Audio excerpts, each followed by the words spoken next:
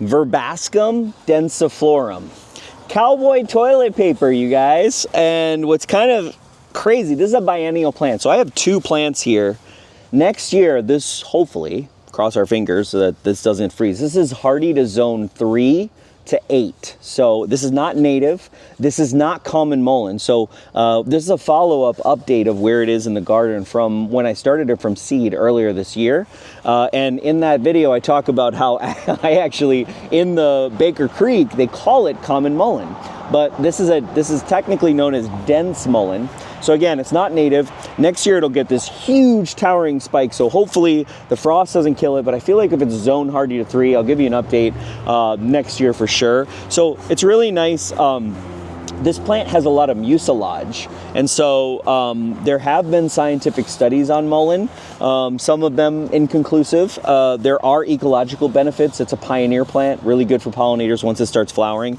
Obviously the Cowboy toilet paper, I mean, it's really soft, like it's incredibly soft. It's some of the softest leaves you'll ever have.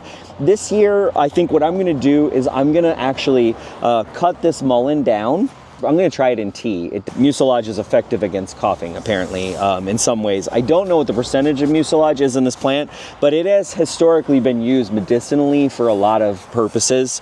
And, you know, again, like, unless there's a science behind it, I'm not really into it, but I'm always fascinated by, you know, what did humans for thousands of years use for a lot of things. It is really, it's fun to explore some of those things. So I think in a tea, what I've read about is that there are spiky leaves that you don't see. And so it really needs to be, once it dries, it needs to be filtered through a coffee filter really heavily. So I'm going to try that and talk about it this year for tea. So look ahead for part 2.